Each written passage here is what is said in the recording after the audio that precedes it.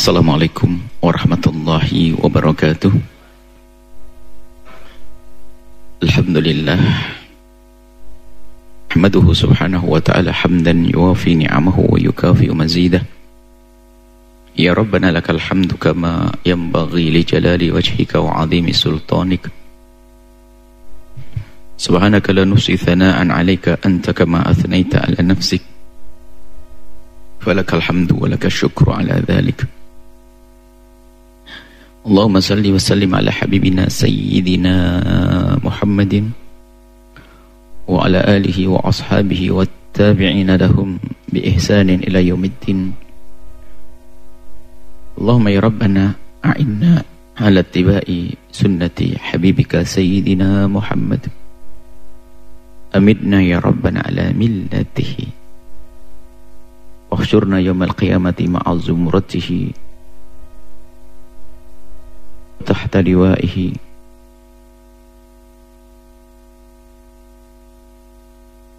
Warzuqna ya Rabbana tawbata qabla al-maut wasyahadata 'inda al-maut wal jannata ba'da al-maut. Amma ba'd. Yang sangat kami cintai, kami muliakan para pecinta baginda Nabi, perindu ridha Allah. Alhamdulillah kita bisa bergabung kembali bersama-sama untuk belajar agar kita semakin tahu, semakin kenal, semakin dekat dengan Nabi dan sunnahnya dan ajarannya dan agamanya, agar kita mudah untuk mengikutinya, mengamalkannya, dengan dibimbing oleh Imam Ibn Hajar Al-Asqalani dengan kitab At-Targhib wa Tarhib. Dan seperti biasa sebelumnya akan kami hadirkan muqaddimah akidah, yang saat ini kita akan membahas kitab yang baru namanya Sam'iyat. Kami beri judul Sam'iyat. Ini adalah termasuk salah satu atau kelanjutan perjalanan keimanan kita. Kalau orang tidak atau salah dalam mengimani Sam'iyat, maka akidahnya juga salah. Sam'iyat, mungkin judulnya, ini sudah lama kitab ini keluar, atau mungkin dalam bahasa lain iman kepada yang gaib. Kalau kita mungkin ayat yang sudah dihafal semuanya, surat Al-Baqarah Alif Lam Mim, dzalikal kitabu la raiba fihi hudal lil muttaqin alladzina yu'minuna bil ghaibi. Orang bertakwa ciri-cirinya adalah iman kepada yang gaib. Makanya kalau bertakwanya benar, iman kepada yang gaib dengan cara yang benar. Kalau imannya kepada yang gaib enggak benar, namanya khurafat nanti. Bahkan bisa saja beriman kepada kebatilan. Sehingga kami anggap ini sengaja kami pisahkan dari kitab akidah yang lain, supaya lebih konsen mempelajarinya. Di dalam muqaddimah kitab ini kami hadirkan rambu-rambunya. Bagaimana sih kita beriman kepada yang gaib? Cara beriman kepada yang gaib, rambu-rambu iman kepada yang gaib. Gaib itu ada sesuatu yang kita tidak pernah melihatnya, tidak pernah menyaksikannya, baik itu yang akan datang atau yang telah lalu. Berita tentang Nabi Adam dari tanah itu dari mana kita? Itu gaib. Anda tidak pernah melihat adonan tanah lalu menjadi bentuk manusia, lalu ditiupkan roh, lalu hidup. Enggak, Anda tidak pernah melihat itu semuanya. Tapi itu berita. Makanya ada rambu-rambu. Tidak semua berita kita percaya sebagai berita gaib. Makanya yang salah di dalam memahami gaib, maka salah juga imannya. Jadi kami anggap ini penting, sehingga kami hadirkan dalam buku yang terpisah. Kami beri judulkan Sam'iyat. Dan mohon ini semuanya bisa memiliki buku ini untuk bisa dibaca dengan tenang. Di dalam muqaddimah ini kami hadirkan, di dalam risalah ini akan dibahas tentang ghaibiyat. Ghaibiyat, hal yang gaib. Sam'iyat. Sam'iyat itu sama dengar. Maksudnya sesuatu yang kita dengar, kita tidak pernah melihatnya. Berita gaib, surga, neraka, dari mana? Anda tidak melihat. Hari kiamat, di mana? Anda tidak melihat. Siksa kubur, di mana? Anda tidak pernah melihat. Malaikat dari mana? Anda tidak pernah melihat. Semua dari berita. Tapi harus dipilah mana berita-berita yang boleh kita percaya lalu kita yakini bahwasanya berita itu benar dan ada jin, ada malaikat. Nah kalau salah, bisa bermasalah. Bisa saja meyakini sesuatu yang tidak boleh kita yakini. Maka ini penting sekali. Yaitu sesuatu hal yang gaib, gaibiyat, sesuatu hal yang gaib yang harus kita yakini berdasarkan berita-berita autentik yang dapat dipercaya dari Al-Quran atau hadis sahih dengan syarat-syaratnya tentunya. Dengan kata lain, sam'iyat adalah keyakinan yang dibangun berdasarkan berita yang didengar. Anda meyakini sesuatu berdasarkan berita. Kalau kami melihat Anda, ya sudah, nggak usah pakai berita, yakin Anda datang di depan mata saya, itu selesai. Kelihatan kok. Ini berita. Si Fulan datang, Pak Haji Amr datang, Pak Haji Zain datang, Pak Haji Z datang. Loh, ntar dulu yang ngasih berita siapa? Benernya, jangan ini pembohong yang ngomong. Nah ini berita. Ini kalau kelihatan ini nggak perlu pakai bukti yang kelihatan depan mata. Nah ini berita. Dalam meyakini sam'iyat ada dua macam. Dua macam. Pertama, sesuatu yang kita yakini dan tidak boleh ada perbedaan dalam meyakininya. Ada berita yang kita dengar dan kita wajib meyakininya dan orang lain pun tidak boleh berbeda. Maka ini berita apa ini kok harus seperti itu? Hari ini alhamdulillah kita sudah yakin adanya surga. Yakin seyakin-yakinnya adanya surga dan neraka. Yang mengingkari adanya surga kafir. Cuman Anda tidak tahu bagaimana kok tiba-tiba dikafirkan. Kalau orang tidak percaya adanya surga, ini gimana ceritanya? Kan begitu ya? Nah, maka dikembalikan kepada berita yang memberitakan. Itu nanti. Jadi ada sesuatu yang diberitakan dan kita harus yakin. Harus yakin maknanya Anda tidak bisa mungkin mengingkari. Biarpun Anda pengen mengingkari, nggak bisa. Berita itu datangnya nggak mungkin kita bisa mengingkarinya.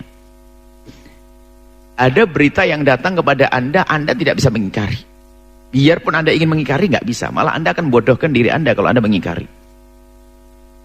Ini adalah berita contoh ini. Di dalam Al-Quran, hadis Nabi, rambu-rambunya sama kurang lebih.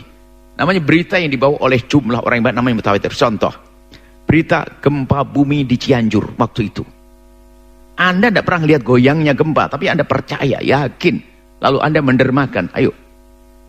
Dari mana kok bisa yakin? Kalau Anda disuruh menepis, nggak bisa. Anda yakin ada Amerika? Yakin? Yakin. Anda pernah lihat ke sana? Enggak. Dari mana inilah itu? Cuman rentetan ini gimana kok saya harus yakin nggak bisa menolak itu kenapa? Maka ada rambu-rambu.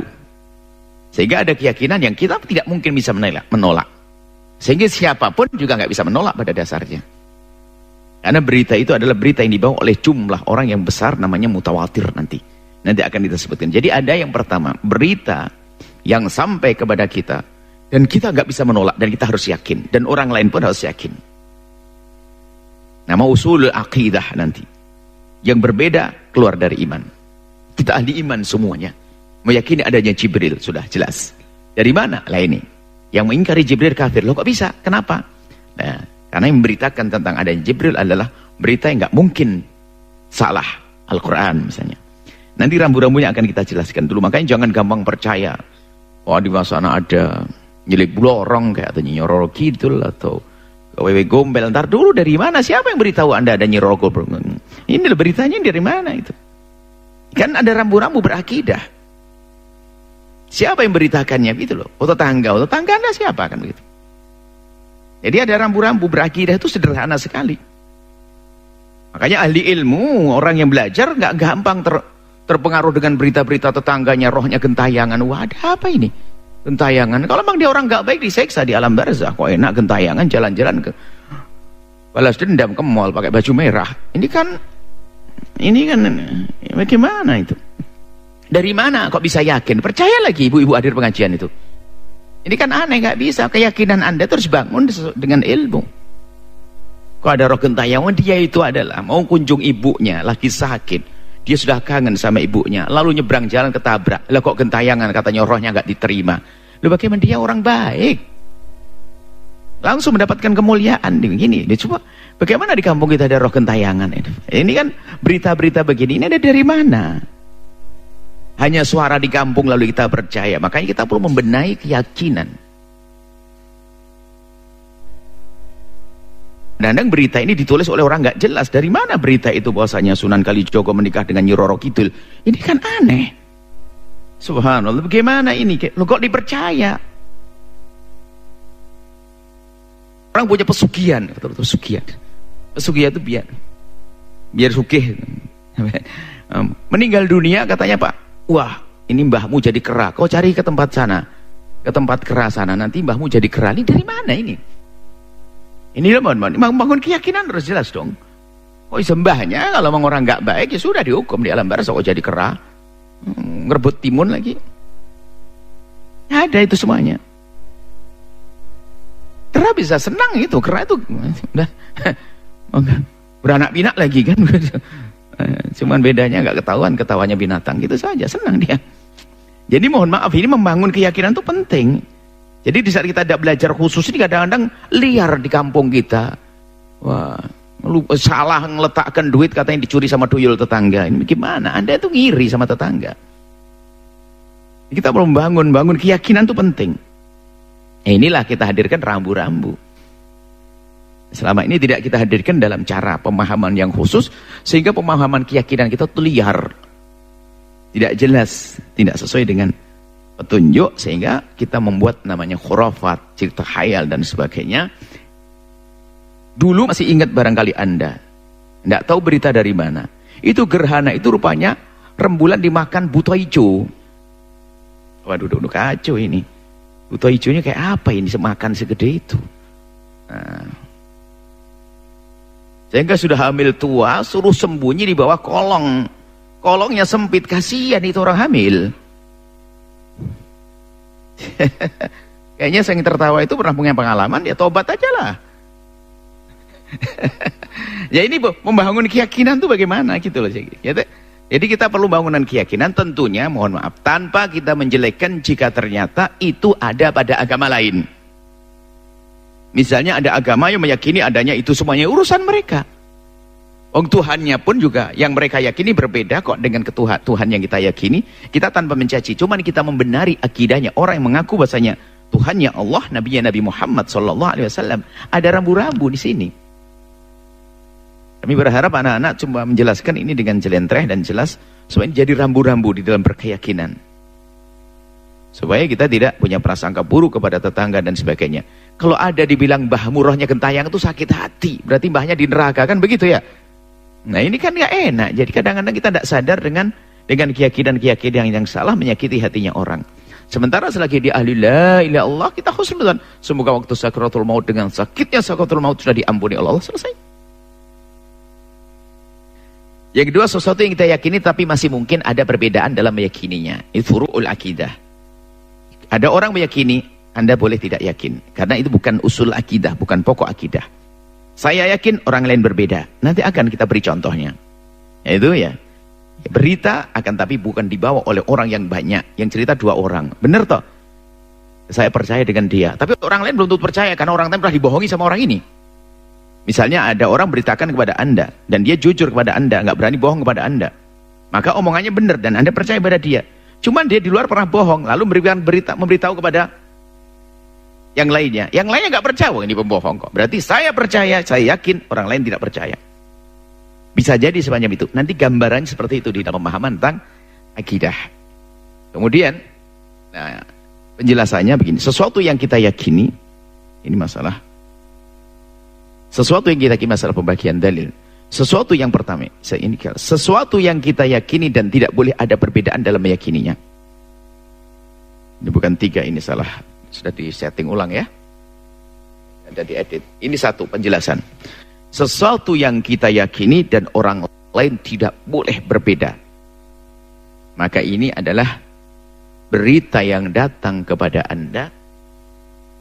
Dan berita itu adalah berita yang bahasa agamanya namanya mutawatir. Mutawatir ada dibawa oleh sekelompok orang yang jumlahnya banyak, yang mungkin, yang mustahil mereka bersepakat untuk berbohong. Gak bisa mungkin, gak mungkin ada orang di sumber itu aman-aman saja. Gak ada gempa, gak ada apa. Gak mungkin Anda kok menghayal ada 1000 orang tiba-tiba datang ke pondok mengkabarkan ada gempa lokal. Gak mungkin, berbohong sebanyak itu gak bisa. Dari 1000 orang pasti yang 5 balelo, apaan ini? Jadi kalau sudah diberitakan oleh orang jumlah yang banyak, maka mustahil ada kedustaan di situ. Jumlah yang banyak spontan, ya. Ada berita mendadak, gempa Cianjur, gempa di Sumedang barusan, berita. Ini adalah gambaran-gambaran berita. Cuman ini adalah cerita tentang masalah dalil panjang. Insya Allah kami hadirkan pada pertemuan yang akan datang. Yang jelas kami sampaikan bahwasanya penting sekali mempelajari rambu-rambu berakidah, berkeyakinan supaya Anda tidak salah, ya. Nah, tidak salah. Akhirnya jangan sampai keyakinan Anda berubah menjadi keyakinan kepada sesuatu yang khurafat, yang dilarang. Berita-berita yang, atau Anda menyalahkan kesalahan orang, menyalahkan keyakinan orang juga jadi salah nanti. Ada orang berkeyakinan dan dia benar, sementara kita tidak meyakini, ya sah-sah aja ada, asalkan dia berkeyakinan sesuai dengan rambu-rambu. Mungkin sekedar contoh saja ya, sekedar contoh berita tentang datangnya Imam Mahdi misalnya, atau tentang Allah bisa dilihat tidak di akhirat. Contoh aja supaya ada gambaran, nanti akan kita masuki. Berita tentang datangnya Imam Mahdi tidak disebutkan dalam Al-Quran, berita yang pasti tidak salah kalau Al-Quran. Tapi beritanya adalah berita ahad, yang mungkin orang berbeda di dalam mentaskhih mengatakan hadis sahih atau tidaknya, dan bukan jumlah orang yang banyak yang meriwayatkannya, maka di situ ada peluang orang yang mengingkari. Maka kita ahli sunnah wal jamaah meyakini akan adanya Imam Mahdi. Cuman jika saat ada orang mengingkari Imam Mahdi, jangan dikatakan mereka kafir, karena ini bukan usul akidah, tapi furu'ul akidah. Melihat Allah juga demikian. Kita ahli sunnah wal jamaah mengatakan bahasanya Allah bisa dilihat di surga oleh ahli iman. Wujuh yaumaidin nadhirah ila rabbiha nadhirah. Nadhirah itu melihat. Menurut kita, nanti ada kaum Mu'tazilah tidak kita katakan kafir di saat mengatakan Allah tidak bisa dilihat. Karena mereka memaknai nadhirah adalah bukan melihat, tapi menanti dengan takwilan-takwilan mereka yang panjang dan lebar sesuai dengan kajian ilmiah yang mereka temui. Maka ada yang orang meyakini beda dengan keyakinan kita, tapi tidak saling mengkafirkan. Nanti ada rambu-rambunya. Maka di sini ini bahaya juga, ada sekelompok orang yang salah di dalam berpegang sehingga dikit-dikit kafir. Ini kita ini gampang dikafirkan oleh orang yang ini salah. Makanya bahayanya dua kutub ekstrim. Yang satu banyak keyakinan-keyakinan yang aneh-aneh, khurafat-khurafat. Yang satu gampang mengkafirkan. Nah ini problem. Yang satu gampang mengkafirkan. Orang boleh berbeda menjadi tidak boleh berbeda. Dikit-dikit kafir-kafir, ini ekstrim. Dikit-dikit keyakinan khurafat yang nggak percaya dengan ini adalah kafir, juga salah. Maka ahli sunnati wal jamaah di tengah, ada rambu-rambunya. Apa yang harus kita yakini dan apa yang orang boleh berbeda dengan kita. Makanya nanti ada furu'ul akidah, ada namanya usulul akidah, pokok akidah. Orang nggak boleh berbeda. Namanya ada furu'ul akidah, orang boleh berbeda. Iman kepada Allah nggak ada perbedaan, usul akidah. Iman kepada Nabi, usul akidah. Iman kepada jembatan, iman kepada mizan, timbangan nanti di akhirat adalah karena disebutkan dalam Al-Quran. Cuman bentuk timbangannya kayak apa sih? Itu furu', orang boleh berbeda. Apakah timbangan di akhirat nanti jumlahnya yang baik ke atas? Nah, kalau di bawah ini yang berat kan ke bawah ya. Nah, ini kan tidak ada keterangan yang pasti. Maka semuanya mereka-reka, ada berdasarkan riwayat-riwayat yang datang. Oh, kalau timbangan di akhirat nanti sama, ada dua begini. Cuman amal baik itu jumlahnya ke atas. Nah, ini kan orang boleh berbeda, tapi kita tidak boleh meyakini, tidak boleh berkeyakinan bahwa timbangan tidak ada. Karena timbangan disebutkan di dalam Al-Quran. Nah, seperti itu nanti akan kami hadirkan rinci satu demi satu. Paling tidak ini ada rambu-rambunya. Jadi bang, jumlah yang panjang. Ini ada muqaddimahnya. Sebetulnya intinya di dalam kitab ini adalah di muqaddimahnya. Setelah itu praktek atas muqaddimah, rambu-rambu. Jadi dalam kitab ini hanya di mukadimahnya, gimana sih rambu-rambu kita berkeyakinan. Rambu-rambu berkeyakinan. Rambu-rambu berkeyakinan, selesai. Habis itu prakteknya, malaikat ini. Bagaimana kalau kita tiba-tiba hari ini wajib beriman kepada Nabi yang 25, yang tidak beriman kafir? Loh, jelas, karena Nabi 25 yang beritakan Al-Quran. Selain 25 nggak ada di Al-Quran. Dan tidak ada hadis mutawatir, hadis yang diriwayatkan jumlah yang besar. Maka Nabi yang wajib kita yakini, wajib 25. Kalau ada orang tidak beriman dengan Nabi Isa, kafir dia. Tidak beriman dengan Nabi Yahya, kafir. Tidak beriman dengan Nabi Zakaria, kafir. Kenapa kok sampai kafir begitu? Karena itu ada di dalam Al-Quran. Ada rambu-rambunya. Cuma Nyirok itu ada di mana? Nah ini kan perubahan. Nyirok itu jin dan sebagainya. Iya, tapi siapa yang beritakan tentang wewe gombel, gendruwo, kuntilanak, dan demit? Masya Allah, macam-macam di negeri kita ini ya. Jerangkong, tuyul, belorong, macam-macam. Nah, itu adalah, mohon maaf, ini tanpa Anda harus merendahkan satu kelompok selain dari Islam yang berkeyakinan dengan itu semuanya. Kita hanya bicara di keluarga kaum muslim. Maka kami sampaikan kepada saudara-saudara kami yang di luar Islam, seperti halnya di saat Anda mendiskusikan tentang keimanan Anda, lalu menyinggung, membawa agama kami, lalu Anda menyalahkan kami pun tidak boleh marah, karena dalam irama diskusi Anda dengan saudara-saudara Anda. Maka di dalam wilayah kaum muslimin kami akan menjelaskan sesuatu yang tidak boleh diyakini orang Islam, mungkin itu Anda yakini wahai saudara-saudara kami di luar Islam, itu adalah kami dalam menjelaskan saudara kami. Sehingga di saat Anda meyakini adanya Tuhan berbilang atau Tuhan selain Allah, Anda meyakini. Dan Anda pun bisa menyalahkan Tuhan yang kami yakini. Itu suka-suka Anda wahai orang di luar Islam, saudara kami yang di luar Islam. Dan kami pun di saat mengukuhkan Tuhan hanya ada satu Maha Tunggal, tentunya selain itu adalah bukan Tuhan. Anda pun juga tidak boleh marah. Karena ini ranah pembahasan akidah. Jangan sampai pembahasan begini lo diangkat menjadi rasisme kemudian macam-macam. Oh tidak. Yang nggak boleh adalah saya mencaci, wah Tuhan ini adalah gini-gini, Tuhan ini nggak boleh. La tasubul ladzina yad'una min dunillahi. Tidak boleh kita mencaci orang yang berkeyakinan agama lain dan sebagainya. Yang meyakini ada Tuhan selain Allah, nggak boleh kita caci, nggak boleh kita Allah. Baik, harus ini dalam rangka menjelaskan ada rambu-rambu saja. Rambu-rambu untuk ahli Islam, ahli iman. Dan ini penting sekali supaya tidak salah berkeyakinan. Baik, kita langsung kepada kitab At-Targhib wa Tarhib. Kita sudah masuk kepada bab baru, bab At-Targhib fi luzumil masajidi wal julusi fiha. Bab tentang himbauan untuk kita bisa luzum, itu menekuni, terus menerus, memperbanyak, mungkin bahasanya seperti itu, untuk tinggal di masjid, al-masajid wal julus fiha, dan duduk di sana. Tapi nanti ada rambu-rambunya, duduk-duduk dagang juga nggak boleh. Jangan duduk-duduk hanya duduk-duduk ngobrol aja, bukan. Nanti wah, yang penting kita duduk di masjid, pindah deh nongkrongnya daripada di gardu, di masjid saja. Ya, ada rambunya, ada aturannya. An Abi Hurairah, dari Abi Hurairah radhiyallahu taala anhu, qala, beliau berkata, sami'tu Rasulullah, aku mendengar baginda Nabi Muhammad sallallahu alaihi wasallam yaqul, bersabda, sab'atun yudhilluhumullahu yawma la dhilla illa dhilluh. Baginda Nabi menghabarkan bahwa ada 7 kelompok orang yang nanti di akhirat, di padang mahsyar yang dahsyat menakutkan, dikatakan matahari sangat dekat dan panasnya tidak kira-kira. Nggak ada tempat singgah untuk minum, tidak ada tempat singgah untuk berlindung dari teriknya. Tidak ada batas, tidak ada tapal batas.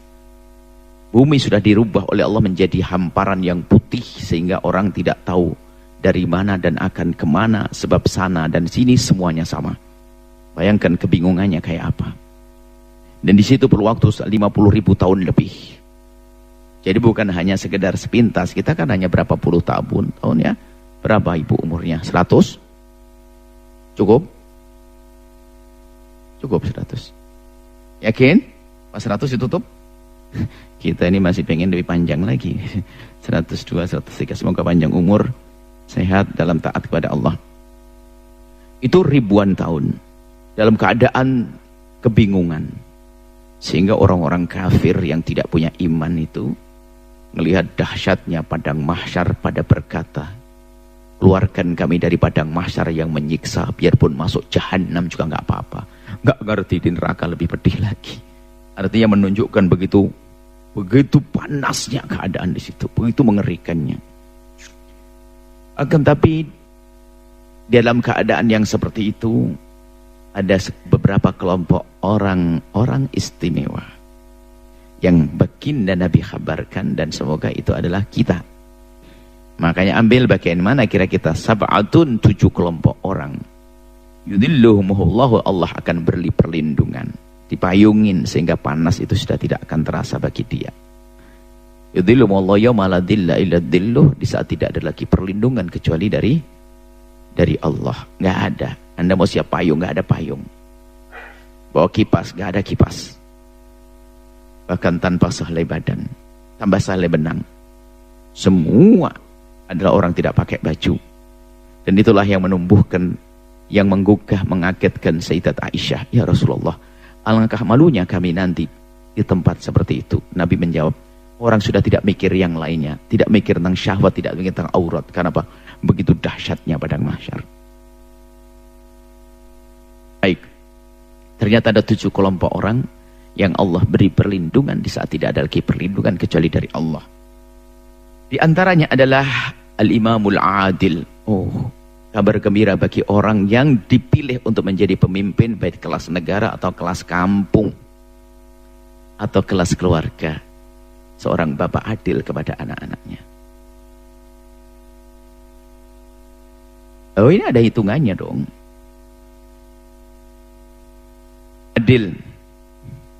Adil yang sesungguhnya. Jadi imam adil ini dimulai daripada seorang imam. Sebetulnya peluang surganya gampang ya. Kalau dia sadar, kan dia sudah posisi tertinggi. Mau apa saja kan bisa. Tinggal apa saja yang halal, apa saja yang baik, apa saja yang diridhai Allah, kan gitu seharusnya. Dan ternyata godaan itu besar. Tidak semua orang yang punya peluang itu menggunakan peluangnya untuk kebaikan. Sederhananya begini loh ya. Kalau orang kaya itu kan sebetulnya kan fasilitas lengkap ya, enggak? Punya mobil, betul? Ada sopir. Yang nyuci mobil juga sudah ada. Yang nanak nasi sudah ada atau tidak? Ada semuanya. Tapi tidak semua orang yang kaya bisa hadir pengajian kayak ibu-ibu yang fakir itu. Yang fakir padahal tadi pagi sudah menanak nasi sendiri, nyapu bersihin rumah bisa. Ya kan? Mestinya orang kaya jauh lebih bisa dong. Karena apa? Dia nggak perlu menanak nasi, nggak perlu mencuci baju. Cuman itulah permasalahan, kalau orang tidak dipilih oleh Allah nggak akan bisa. Logikanya kan dia sudah bos, mau kapan aja nggak ada yang melarang. Logikanya begitu, apa yang saya bisa ngapain saja. Logikanya begitu, saya seorang pemimpin, anggap saja saya seorang raja.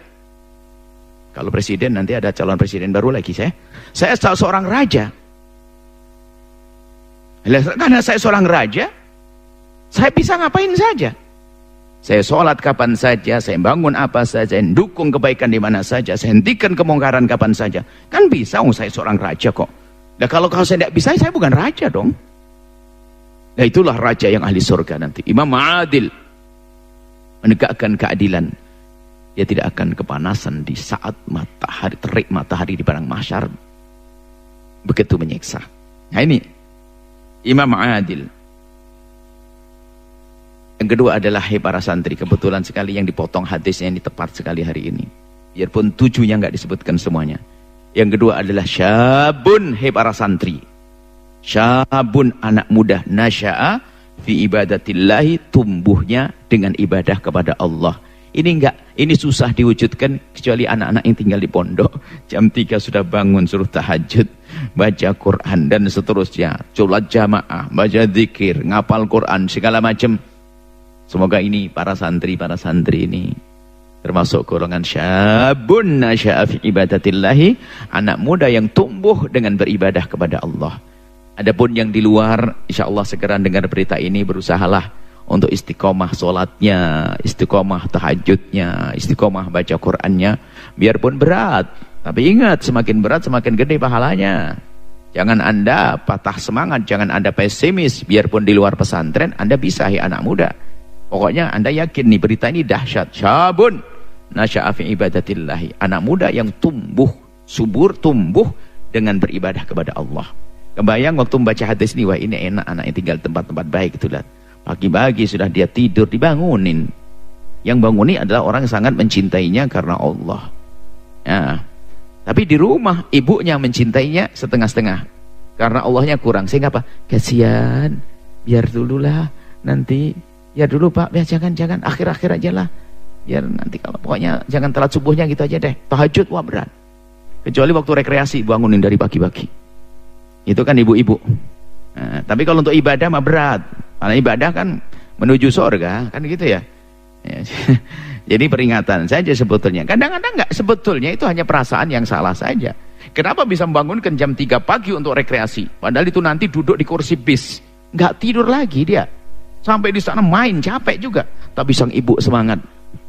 Tapi giliran untuk mengajak sholat tahajud. Baca Al-Quran berat ya. Kan tapi di tempat yang mulia, anak-anak bisa menjadi syabun nasya'a fi ibadatillahi, anak muda yang tumbuh beribadah kepada Allah. Wahai anak-anakku semuanya, para santri dimanapun kalian berada, di pondok manapun kalian tinggal, kepada guru siapapun kalian belajar, hidupmu ternyata hidup yang disebutkan oleh baginda Nabi, tumbuh beribadah kepada Allah Subhanahu wa ta'ala. Adapun yang di luar pesantren, semoga Allah menjaga mereka tetap menjadi orang-orang baik, orang yang syabun nasya'a fi ibadatillah, untuk anak mudanya. Kemudian yang ketiga adalah rajulun qalbuhu mu'allakun bil masajid. Yang ketiga adalah seorang laki-laki yang hatinya mu'allakun, terikat bil masajid, dengan masjid. Takbir Nabawi, ungkapan Nabi bukan jasadnya. Tapi dimulai dari hatinya dulu dong. Jasadnya subhanallah. Suatu ketika semoga Allah mengampuni. Semoga Allah mengampuni. Allah menampakkan kepada kami, akhirnya kami sedih mengingatkan. Bisa jadi hal yang demikian itu banyak terjadi di tempat-tempat yang selama ini kita duga baik. Suatu ketika kami kan pengajian di sebuah masjid. Allah membuat kami pengen ke toilet. Di tengah pengajian. Bayangkan. Kebetulan sama yang pengurus masjid diantarkan lewat satu tempat lorong, itu ada kamar-kamarnya, kamar-kamar marbot masjid. Pas tepat sekali kami menghadap ke kamar, karena rupanya toiletnya masih ada isinya orangnya. Jadi kita harus nunggu sebentar. Di saat kami menunggu kelihatan, karena depan kami pas Ajib ngurusi masjid, rupanya lagi nonton film di situ. Bagaimana ini? Rupanya lagi yang lain sibuk, orang dari penjuru datang ke pengajian. Rupanya dia pengurus masjid kayak sudah merasa punya surga atau bagaimana? Akhirnya harus diingatkan, bisa jadi ini terjadi di mana-mana. Biarpun orangnya jasadnya di masjid, hatinya tidak terikat dengan masjid. Kelihatannya jasadnya masjid, bisa saja di lingkungan pesantren, di lingkungan tempat, tapi tidak rindu kepada Allah. Ini kan problem. Hadir ini kayak begini, ini kan orang berbondong-bondong menghadiri pengajian. Tapi bisa saja kalau orang tidak mendapat petunjuk, tidak tahu dia ngapain. Begitu kan, bisa jadi. Ini kepada suatu ketika, ternyata tidak semua di tempat yang baik orang bisa baik. Yang baik ada yang dipilih oleh Allah. Tuh lihat, ada ibu-ibu yang dalam keadaan dipakai kursi roda, ada bapak-bapak kayak tongkat, jalan tertatih-tatih, sakit, demam segala macam, ada yang datang ke tempat ini. Karena dipilih oleh Allah, tapi belum tentu yang hidup di lingkungan kemuliaan ternyata rindu mereka untuk menghadirinya. Karena tidak dipilih oleh Allah. Karena tidak dipilih oleh Allah. Maka fahami makna ini. Jadi teringat. Jadi kayak ini. Mu'allakun bil masajid. Jadi belum tentu dia itu rindu datang ke masjid. Hanya jasadnya saja di masjid, hatinya tidak tahu kemana-mana. Jadi bekerja di masjid hanya untuk cari rupiah untuk ngasih makan anaknya. Padahal pengajian itu diadakan seminggu sekali di tempat tersebut, atau sebulan sekali. Karena waktu itu adalah satu tempat sebulan sekali. Hanya kami koreksi saja, mungkin saja kita pun juga demikian, kita terlena. Baik. Rajulun qalbu mu'allak. Mu'allak itu hatinya yang terikat dengan masjid. Maka kami akan tekankan dengan makna keterikatan hati. Artinya biarpun Anda sudah di luar masjid, tapi hati Anda tetap ingin dengan masjid. Tentunya karena hatinya ke masjid, masjid itu adalah simbol sekaligus hakikat. Simbol sekaligus hakikat. Simbol menuju tempat yang untuk menuju kepada Allah. Sekaligus hakikatnya juga sebuah tempat untuk mendekatkan diri kepada Allah. Akan tapi makna masjid bisa dikembangkan dengan sesuatu yang menghantarkan kepada Allah. Kalau zaman dulu itu adalah tempat belajar, ya masjid. Sampai masjid itu sebagai tempat menuntut ilmu dan tempat menyebarkan budaya-budaya Islam yang baik adalah masjid.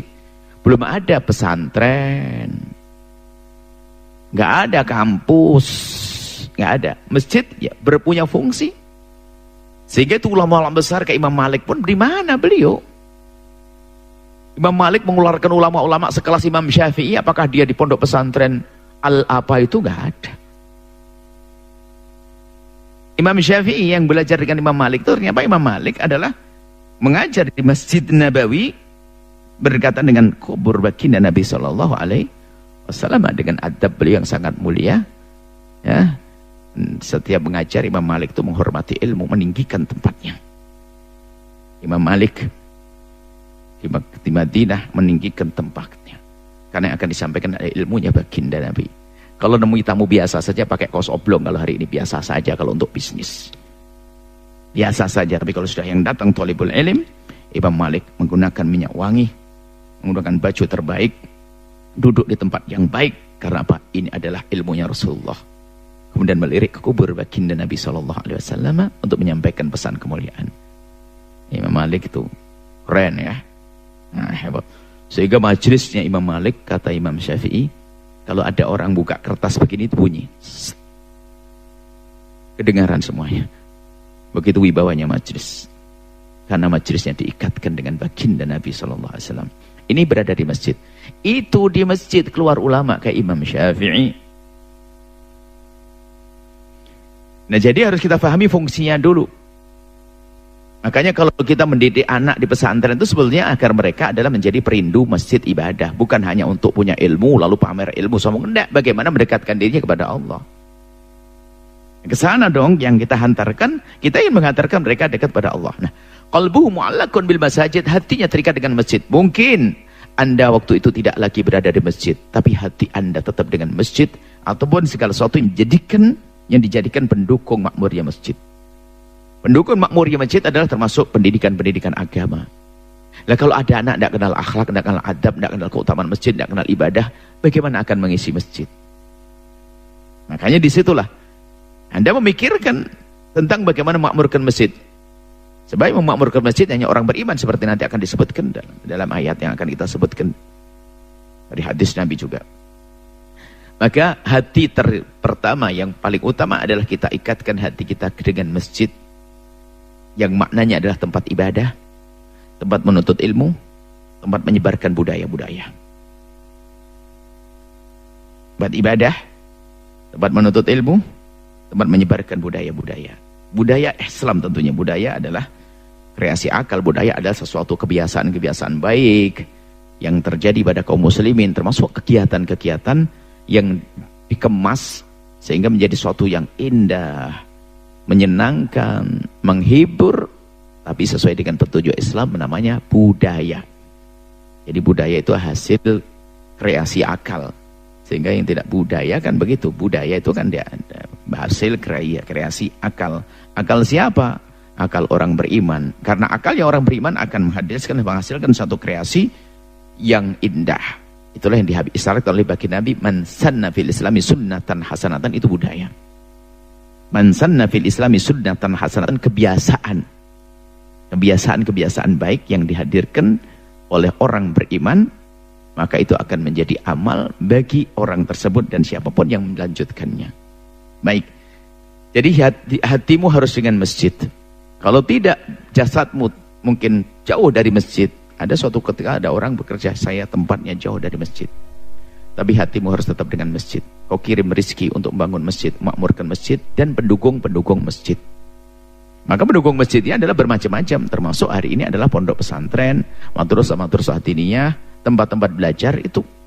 Sebab kalau mereka semua belajar di masjid nggak akan mampu, akan nampung. Akan mampu. Masjid mana ada masjid bisa menampung 5.000 orang? Hanya masjid besar saja di kota sana. Selebihnya adalah tidak. Makanya perlu terpisah supaya belajar serius, khusyuk untuk ke masjid nanti setelah itu. Baik, qalbuhu mu'allakun bil masajid, hati yang terikat dengan masjid. Maka tanyakan dirimu sendiri, bagaimana hatimu dengan masjid, dengan pendukung-pendukung masjid. Dan ini yang kami serukan setelah itu nanti masalah penuntut ilmu, karena sebetulnya kita kembangkan di masjid itu. Kenapa kok seperti itu? Karena ada gambaran baginda Nabi waktu keluar dari rumah beliau, karena rumah beliau itu nempel dengan masjid. Rumah beliau nempel dengan masjid. Nempel dengan masjid.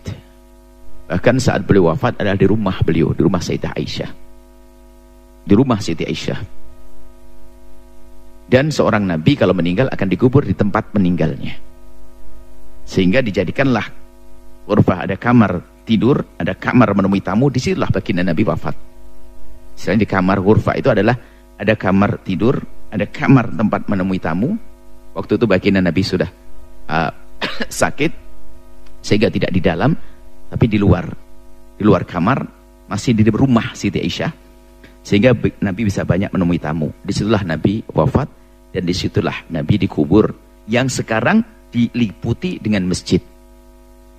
Sehingga rumah baginda Nabi, rumah Siti Aisyah yang digunakan untuk mengkubur jasad mulia baginda Nabi SAW ya di situ. Nah ini baginda Nabi di situlah. Waktu Nabi keluar dari rumahnya, tentu waktu Nabi hidup, itu melihat dua kelompok manusia di masjid. Ini ada orang berzikir, ajib.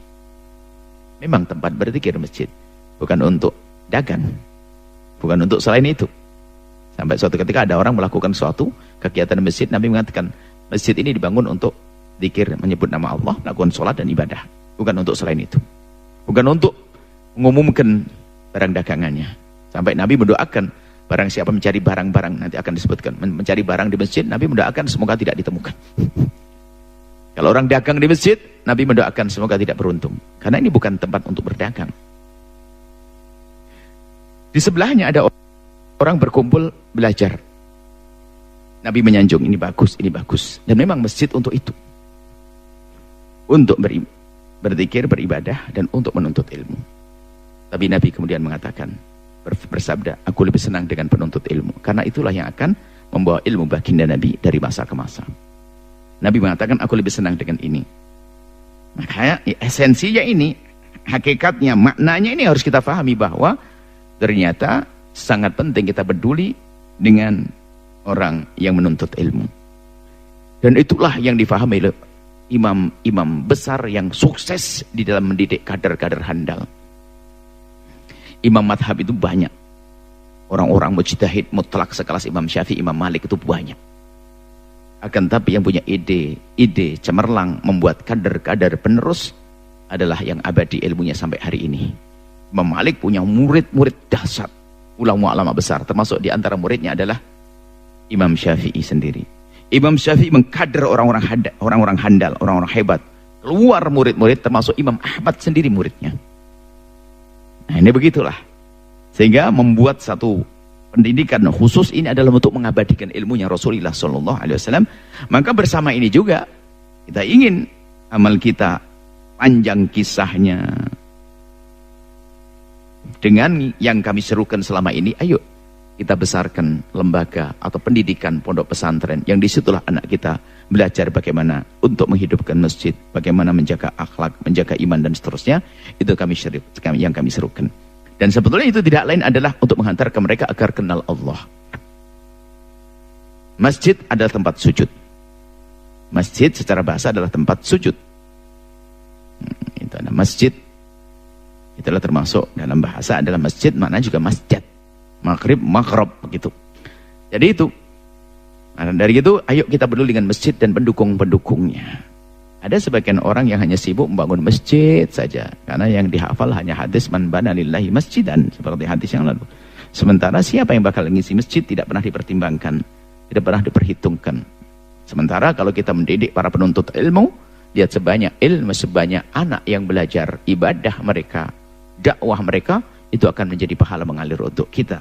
Jadi mari kita menjadikan orang-orang yang hatinya terikat dengan masjid. Ini qalbuhu mu'allaqan bil masajid. Ini. Kemudian hadis selanjutnya. Al-haditha sengaja tidak diteruskan, kalau diteruskan nanti akan keluar dari pembahasan masjid. Masih ada 4 lagi ya. Ada 4 lagi orang yang mendapatkan perlindungan dari Allah di saat tidak ada lagi perlindungan kecuali perlindungan Allah Subhanahu wa taala. Hadis yang selanjutnya adalah wa an Abi Sa'id Al-Khudri. Dari Abi Sa'id Al-Khudri radhiyallahu taala anhu qala, beliau berkata, "Idza ra'aitumur rajula ya'tadul masajidah." Kalau ada orang, kalau engkau melihat satu orang dan dia ya'tadul masajidah, membiasakan atau biasa mondar-mandir di masjid. Mondar-mandir ya tentu ya orang harus paham, jangan hanya mondar-mandir tok. Nah, langsung dia punya jadwal, saya pagi ke masjid nongkrong boleh, enggak begitu, ya ibadah dong. Makanya nanti gara-gara dengar hadis ini dipahami sudahlah mondar-mandir masjid, ya sudahlah. Saya pagi istri saya mengamalkan hadis ini, ngapain ke masjid sebentar, nongkrong pulang tiap hari. Oh biasanya nongkrong di masjid, bukan begitu. Tentunya beribadah. Fashhadu lahu bil imani, saksikan bahasanya mereka adalah orang-orang yang punya iman.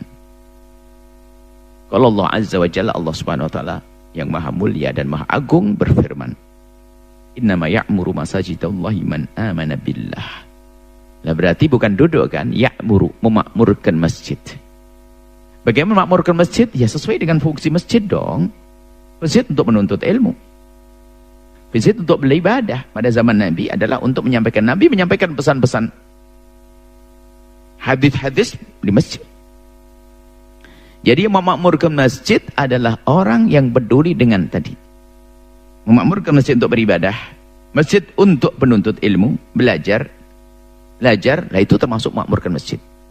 Maka yang memakmurkan masjid dengan ilmu, dengan ibadah, dengan kegiatan-kegiatan positif di masjid, itulah hanya orang-orang beriman. Seperti yang firmankan oleh Allah.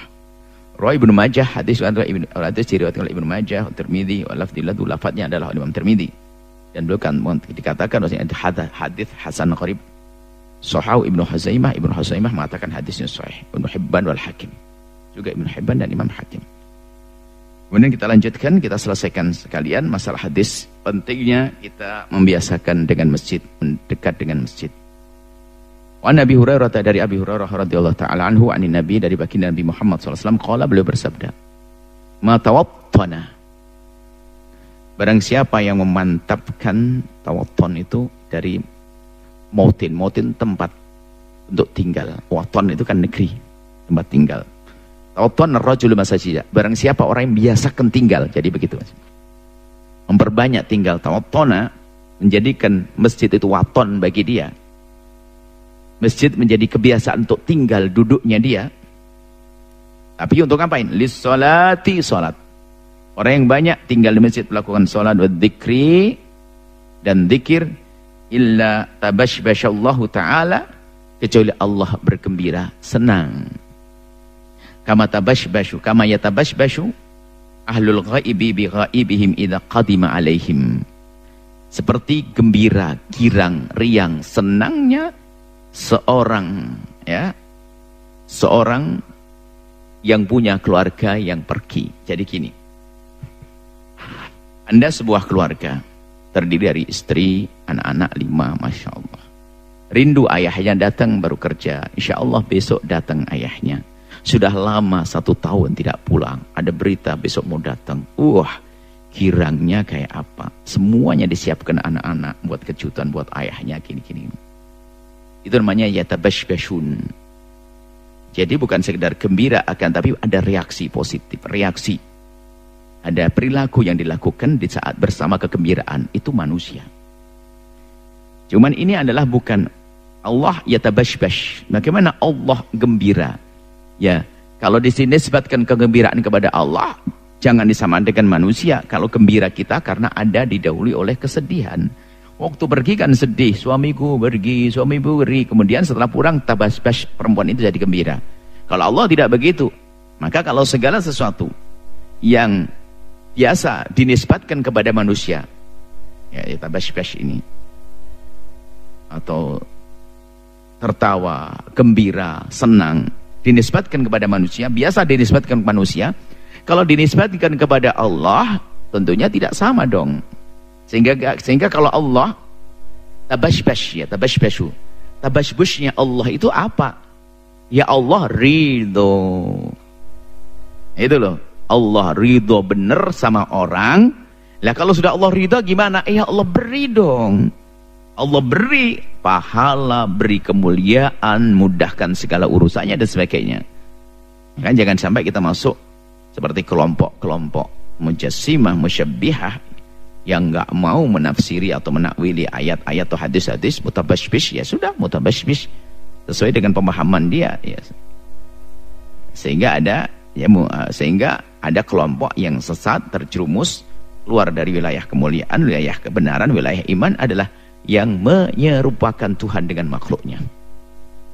Kita memaknai tabashbush di sini adalah senang ridho. Jadi seorang istri, karena kita manusia, kalau kita ridho, senang kepada suaminya datang, ya tentu apa? Efek daripada rasa senang, menyambutnya, menyiapkan makanan yang enak dan sebagainya, sesuai dengan halnya sebagai seorang makhluk. Akan tapi Allah kalau ridho kepada hambanya, ngapain? Allah kalau sudah ridho dengan hambanya, lalu bagaimana? Allah akan memberikan rahmatnya, memberikan pertolongannya, menjaganya itu. Artinya apa? Jika ada seseorang yang membiasakan dirinya di masjid dengan berzikir dan ibadah, maka Allah ridho kepadanya. Allah akan pilih dia, Allah akan berikan segala kebaikan. Sampai ini gambaran saja ya. Memang begitulah Allah sering membuat permisalan, percontohan agar kita, untuk mendekatkan pemahaman kita. Yaitu urusan manusia. Ini gambarannya bagi Nabi menyebutkan seperti yatabashbashu ahlul ghaibi. Jadi gembiranya Allah, senangnya Allah itu gambarannya seperti gini loh ya. Ada satu orang yang keluarganya satu pergi, kemudian mau pulang. Yatabashbash seperti gembiranya. Ahlul ghaibi, keluarga orang yang lagi bepergian. Ghaib bepergian. Bi ghaibihim di saat pergi, idza qadima di saat mau datang. Wah senang mau datang. Diramaikan. Seperti itu. Jadi maksudnya di sini adalah Allah ridho dengan orang yang membiasakan dengan masjid, senang masjid, tinggal masjid. Hatinya dengan masjid, membantu masjid, menghidupkan masjid. Riwayat Ibnu Huzaimah, riwayat lain dari Ibnu Huzaimah, ma min rajulin kana yatawattanu tatkana tawattana al-masajida. Tidak ada seorang laki-laki yang membiasakan tinggal di masjid. Fasyaghalahu amrun, kok kemudian. Nah ini orang yang biasa tinggal di masjid, rutin di masjid, rajin di masjid, lah kok suatu ketika saghalahu amrun, ada kesibukan lain, nyambut umiknya, nyambut ayahnya, ada yang sakit, ada pekerjaan yang gak bisa ditinggalkan, oh illatun atau sakit, tuma'ada ila makana, kemudian nanti kalau sudah sembuh ya balik lagi. Illa yatabashbashullahu ilaihi kama yatabashbashu ahlul ghaibi bi ghaibihim idza qadima. Maka Allah ridho kepada orang tersebut seperti tadi. Ridho seperti senangnya seseorang yang kehilangan salah satu anggota keluarganya, kemudian mereka kembali lagi. Maknanya apa? Itulah senang. Jadi Allah ridho dengan orang yang biasa di masjid, biarpun suatu ketika terputus karena kesibukan namanya manusia, mungkin harus bepergian, mungkin ada yang sakit, mungkin nolong orang, lalu menjadi sebab dia terputus dari masjid, kemudian kembali lagi ke masjid, karena memang hatinya mu'allakun bil masajid, karena memang hatinya selalu dengan masjid, maka ketahuilah Allah ridho dengan orang tersebut. Dan kita harus tahu ridho Allah adalah selesai. Kalau Allah ridho kepada kita, sudah aman. Nggak akan ada hukuman, nggak ada siksa, yang ada pengampunan, yang ada adalah rahmat, yang ada adalah kasih sayang dan karunia. Ini saja yang bisa kami hadirkan, dan insya Allah kita akan masuki bab berikutnya disebutkan pada pertemuan yang akan datang. Wallahu a'lam bissawab.